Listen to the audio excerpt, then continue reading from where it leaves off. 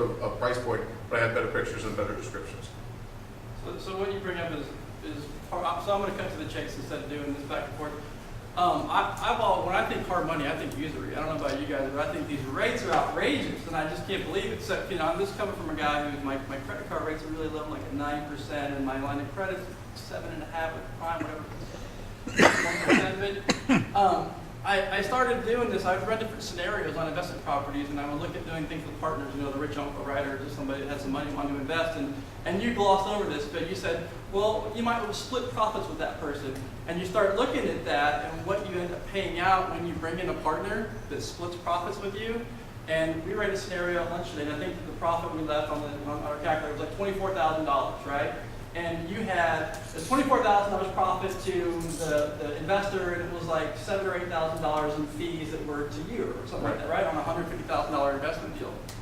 So, my options are don't go hard money and say that altogether there's $30,000 or $35,000 worth of profit in the deal. Call it 30, making the math easy.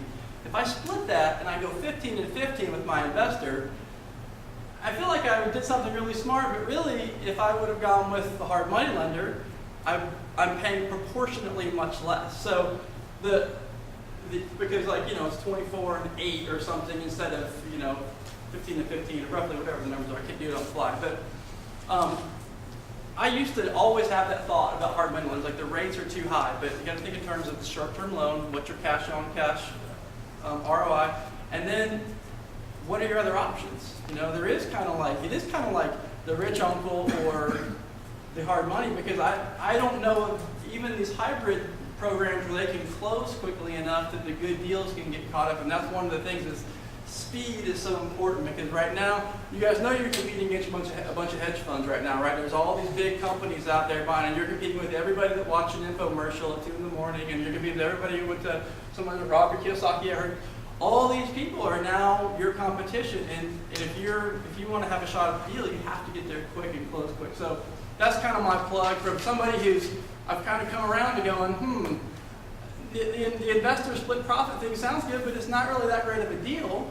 And the banks are a little too slow to be able to do what I want to do. So I'm kind of going, maybe the hard money lender is not so bad. And well, it's not because I'll slip you 25 I cents. happen to like Robbie. So part of the process of deciding what you're going to use for financing is to obviously evaluate the property. How much is it going to cost to get into it? Well, James has developed a couple different systems, a bunch of different models, and this guy is a spreadsheet savant. And I'm going to let him kind of talk a little bit about kind of how to evaluate